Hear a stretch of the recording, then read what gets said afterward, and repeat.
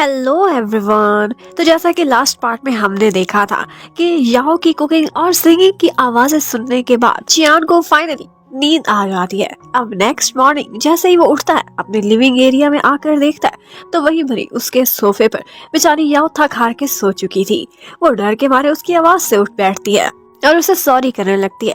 कहती है कि मैं तो यहाँ से जाने वाली थी, पर पता नहीं क्या हुआ, जैसे ही सोफे पर बैठी मुझे बारिश की और हवा की आवाज आई और इसके साथ ही नींद आ गई। चियान हैरान रह जाता है और पूछता है कि भला बारिश की बूंदों से भी किसी को नींद आ सकती है। वो बोलती है ऐसा ही तो है, ये एक ही फ्रीक्वेंसी में गिरती है, ये भी एक साइंस है। वो वापस अपने बॉस की मूड में आ जाता है और तुरंत ही उसे ऑफिस जाने का ऑर्डर कर देता है। अब वो ऑफिस पहुंचती है तो उसे एक केस की फाइल मिलती है। उसे भी एक केस में एंटर करा लिया गया था। इस बात की खुशी उसे बहुत थी क्योंकि उसने बहुत दिनों से हार्ड वर्क किया था और अब फाइनली वो लोग भी उसको एक्सेप्ट करने लगे थे। और जो 3 लोगों का ग्रुप बना हुआ था, उन्होंने चौथा मेंबर हमारी याओ को भी ऐड कर लिया था। जबकि चियान नेक्स्ट डे जब अपने घर जाता है तो अपने फोन पर बारिश की आवाज और विंड की आवाज लगाकर रख देता है। उसे लगा था कि शायद कल मुझे इसी वजह से नींद आई होगी, लेकिन जब काफी देर तक उसे नींद नहीं आती तो जाकर किचन में बर्तन खटकाने लग जाता है। अब उसे शक था कि शायद मुझे नींद आती है घर के कामों के शोर की वजह से, यही आवाज मेरे लिए फिट रहेगी। अब वो एक हाउसकीपिंग कंपनी को कॉल करता है और अपने लिए एक हाउसकीपर ऑर्डर करा लेता है। अब वो बार बार उस आंटी को कह रहा था कि आप ऊंची ऊंची आवाज में सारे काम करें, खटखट मचाएं, लेकिन क्या करता, फिर भी बेचारे को नींद ही नहीं आ रही थी। अब वो उल्टे सीधे ऑर्डर्स किए जा रहा था और इन द एंड आंटी अपना एप्रन उतार के फेंक देती है कि मुझे यहाँ और काम नहीं करना, मुझे लगता है तुम्हें एक साइकेट्रिस्ट की जरूरत है। अब उसके बाद बेचारा नींद की गोलियां भी खा लेता है, लेकिन फिर भी नींद नहीं आई थी। लेकिन बार बार याओ की बातें जरूर याद आ रही थी। जब इतनी देर तक वो सो नहीं पाता तो उठता है और दोबारा से घर से बाहर निकल जाता है। एक स्टोर पर स्टोर कीपर को सोए हुए देखता है तो उसे याओ की बात याद आती है, जिसे कहीं पर भी किसी भी जगह पर अचानक से नींद आ जाती थी। वो सोचने लगता है कि ये कैसी क्रिएचर्स है। अब स्लीपिंग पिल्स की वजह से उसको नींद तो नहीं आई थी, लेकिन हर जगह हेलुसिनेशंस हो रही थी। हर सोए हुए आदमी में उसे बस याओ का ही फेस दिखाई देता था। अब वो अपने ऑफिस में पहुंचता है, वहां पर देखता है तो याओ बैठी अभी तक अपना काम कर रही थी। वो बहुत ज्यादा हार्ड वर्क करती थी आजकल। वो उसके पास जाता है और ये चेक करने के लिए कि ये रियल याओ है या फिर मेरी हेलुसिनेशन। वो उसको एक दफा पिंच करता है चीक्स पर और अब की दफा तो रियल वाली थी। अब वो थोड़ा सा एम्बेरस होता है और कहता है कि तुम्हारे लिए मैं कोल्ड की मेडिसिन लेकर आया हूँ, कहीं गल तुम्हें ठंड ना लग गई हो। ये देखते ही वो सोचने लगती है कि बेशक मेरा बॉस जितना भी पॉइजनस है, लेकिन इसका दिल अंदर से बहुत नरम है। अब थोड़ी देर बाद याओ को वहां पर भूख लगने लगती है। वो अपने लिए नूडल्स बना रही थी और बनाने के साथ साथ वो वही वाला सॉन्ग गाने लगती है। और जैसे वो सॉन्ग हमेशा की तरह से लोरी का काम करता था, आज फिर से हमारे हीरो को वो सुनते ही नींद आने लगती है। वो बहुत डिस्ट्रैक्ट होता है और उसके बाद अपना टैब बंद करता है, बस सोफे पर लेटता है। तो आज तो सबसे बड़ा मिरेकल हो गया था, बिना बेड के ही उसको नींद आ गई थी।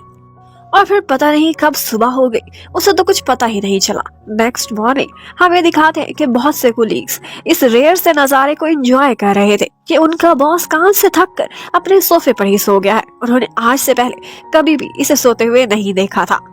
वो अक्सर रात रात को ओवर टाइम करता था, लेकिन फिर भी ऐसे स्लीपी कभी नहीं हुआ था। वो लोग तो इस रेयर एडवेंचर की फोटो भी लेने लगते हैं और फिर वो जो उनको भी दिखाते हैं कि पता नहीं ये नजारा फिर देखने को मिले ना मिले। और आज वो जो उनको एक आइडिया आया था, वो सारे कोलीग्स को कहता है कि आज मैं सबके लिए एक पार्टी अरेंज करने वाला हूँ। कुछ नए कोलीग्स आए हैं उनको वेलकम करने के लिए, और उन्हीं में से एक हमारी हीरोइन याओ भी थी। वो याओ के पास आता है और कहता है अब जैसा कि ये पार्टी नए कोलीग्स के लिए है, तो नए कोलीग्स अपने फ्रेंड्स या फैमिली मेंबर्स को भी बुला सकते हैं। मैंने सुना है तुम्हारी रेज़्यूमे में कि तुम्हारी एक सिस्टर भी है, तुम चाहो तो उसे इन्वाइट कर सकती हो। और उसके बाद वो जन जाता है चियान के पास और उससे कहने लगता है कि ये कौन इंसान है मेरे अलावा जिसने तुम्हारे इस इंसोम्निया का इलाज किया है। मैं बहुत क्यूरियस हूँ उसके बारे में जानने के लिए। अब चियान को शक तो हो चुका था कि आखिर कोई ना कोई तो बात है, ये सिर्फ याओ ही है जो मुझे सुलाने में हेल्प कर सकती है। वो आज सोचता है कि क्यों ना इसी बारे में उससे डिस्कशन की जाए, उसे हायर कर लो इसी काम के लिए। वो उसे तुरंत ही मैसेज करता है कि अभी के अभी आओ, मैंने ऑफिस में तुमसे एक इम्पोर्टेंट बात करनी है। लेकिन वो तो लंच करने के लिए पास की रामेन शॉप पर गई हुई थी। उसने स्टेटस पर भी उसी शॉप के बारे में लगाया हुआ था कि वहाँ के रामेन बहुत अच्छे हैं, और तो और वहाँ का मेन्यू भी अपने स्टेटस पर लगाने लगती है। इतने में वो देखती है तो उसका एक पुराना फ्रेंड उसे मिल जाता है। जो कि मौके का फायदा उठाने लगता है। वो कहता है कि तुम लॉयर हो और उससे फ्री में बहुत सारे मशवरे लेने की कोशिश कर रहा था फाइनेंशियल इश्यूज से रिलेटेड। और इतने में ऊपर से आ जाता है उसका बॉस चियान, जो कि कहने लगता है कि ये एक डिवोर्स लॉयर है और ये फैमिली इश्यूज पर ही हैंडल करती है, इसलिए अगर तुम्हें डिवोर्स करानी हो तब इससे मशवरा ले लेना, मैं डिस्काउंट करा दूंगा। लेकिन इस तरह से फाइनेंशियल इश्यूज पर फ्री में इससे मशवरा लोगे तो हम तुम्हारी कोई हेल्प नहीं करने वाले। अब वो फ्रेंड तो वहां से चला गया था, जबकि चियान आकर बैठ जाता है याओ के सामने और उसे कहता है कि तुमने ही तो मुझे यहाँ पर इनवाइट किया है। तो उसे पता चलता है कि जो मेन्यू उसने लगाया था वो स्टेटस पर नहीं लगाया था, बल्कि गलती से चियान के मैसेज के रिप्लाई में ही सेंड कर दिया था। अब वो बहुत नखरे से उसे एक ऑफर देने लगता है, कहता है कि तुम्हें हार्ड वर्क करना चाहिए और हाँ, बहुत अच्छे अच्छे लॉयर्स की कंपनी में भी रहना चाहिए ताकि तुम्हारा ब्रेन भी उसी तरह से ट्रेन होता रहे। और हाँ, मैं तुम्हें ये कह सकता हूँ कि तुम उस घर में वापस आ सकती हो और मेरी लाइफ असिस्टेंट भी बन सकती हो, ऑफिस में असिस्टेंट के साथ साथ। लाइफ असिस्टेंट का वो मतलब नहीं समझी थी, तो वो कहता है कि मेरी डेली लाइफ के जो भी काम है वो भी तुम हैंडल कर सकती हो, जैसा कि सफाई करना, खाना पकाना, इसकी मैं तुम्हें अलग से पे दूंगा। और हाँ, आज जल्दी घर आ जाना, मेरा सीवर ब्लॉक हुआ है, वो भी तुमने ही आकर खोलना है। वो बेचारी सोचने लगती है कि अब ये काम भी मुझे करने पड़ेंगे। अब शाम को वो घर आती है, उसका पाइप क्लॉगिंग खत्म करने के बाद वो कहती है कि आज ऑफिस की तरफ से एक पार्टी है, यहाँ पर कुछ मेरे कपड़े रह गए थे, मैं वो ड्रेस चेंज करके तुरंत ही यहाँ से चली जाऊंगी। लेकिन जब कमरे में जाकर देखती है तो उसका वो सूटकेस जो अपने साथ वो कंपनी में लेकर गई थी वो वापस पहुंचा हुआ था। एक्चुअली ये चियान ही लेकर आया था। वो कहता है किसी दिन पकड़ी जाओगी, इसलिए मैं ये वापस ले आया।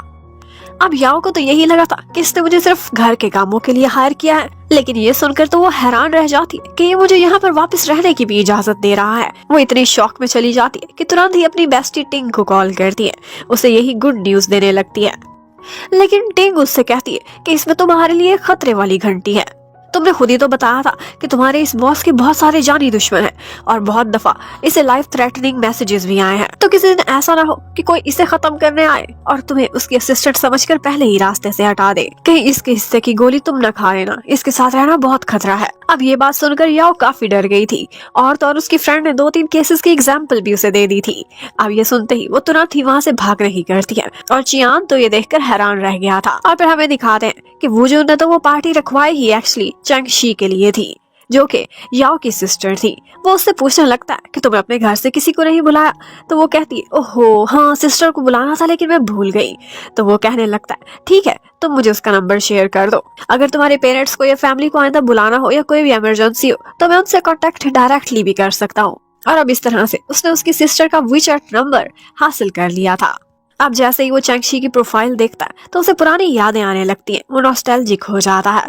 तुरंत ही उसे फ्रेंड रिक्वेस्ट भेजता है, जो कि उसने एक्सेप्ट कर ली थी। अब वो जो उनकी खुशी देखने वाली थी, वो सारे एम्प्लॉयज को इकट्ठा करता है, 2-4 फोटोज बनवाता है और उसके बाद वहां से भाग नहीं करता है, क्योंकि उसका जो मकसद था वो पूरा हो चुका।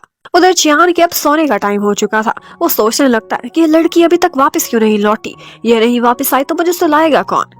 वो तुरंत ही उसे कॉल करता है और बहाना बनाता है कि तुमने कैसे पाइप खोला था, दोबारा से ब्लॉक हो गया है। लेकिन वो ठक से कॉल बंद करती है और कहती है कि इस बारे में लैंडलॉर्ड को कॉल करो। अब चियान के पास और कोई चांस नहीं था और उसी पार्टी में पहुंच जाता है जहां पर याओ आई हुई थी। यहाँ पर चियान देखता है कि एक लॉयर याओ से बहुत क्लोज होने की कोशिश कर रहा था, उसे बहुत इम्प्रेस कर रहा था। तो वो आता है जेलस होकर और उस लॉयर के सारा रिकॉर्ड उसके सामने रख देता है। बहुत ही कम केसेस थे जो वो बेचारा जीत पाया था और अब जो बड़ी बड़ी बढ़के मार रहा था वो सब पानी में मिल जाती हैं। यहाँ पर इंटेंस माहौल को एकदम नॉर्मल करने के लिए वो लोग कहते हैं कि क्यों ना हम ट्रूथ और डेयर खेलें। अब यहाँ पर चियान जो खड़ा था वो कहता है कि हाँ, बहुत मजा आएगा खेलने का, लेकिन ट्रूथ और डेयर में हम सिर्फ ऐसे क्वेश्चंस करेंगे जो कि लॉ की टर्म्स के क्वेश्चंस होंगे। अब ये सुनकर बेचारों की हालत खराब हो जाती है, लेकिन ऊपर से उन्हें हंसना भी पड़ता है और बॉस को ना कौन कर सकता था। अब यहाँ पर सबसे ज्यादा जूनियर तो याओ ही थी। याओ पर जब भी कोई क्वेश्चन आता था या तो उसे पैसे देने पड़ते थे या फिर ड्रिंक करना पड़ता था, क्योंकि वो इतनी एक्सपीरियंस्ड नहीं थी और सारे मुश्किल सवालों के जवाब तो वो गलत ही देती थी। अब इन दी एंड बेचारी याओ बहुत ज्यादा ड्रंक हो गई थी। डान उसे घर ले जाना चाहती थी, लेकिन चियान वॉलंटियरली कहता है कोई बात नहीं, इसे मैं संभाल लूंगा, मैं ड्रॉप कर दूंगा। अब वो उसे किसी तरह से घसीटता हुआ अपनी गाड़ी तक लेकर जाता है। वो ड्रंक होकर उल्टी सीधी बातें करती रहती है। अब यहाँ पर एक दफा चियान गाड़ी रोकता है, उसे बहुत कहता है कि अंदर वॉमिट ना करना, लेकिन बेचारी की वॉमिट सीधी अपने कपड़ों पर उसकी गाड़ी को गंदा कर देती है।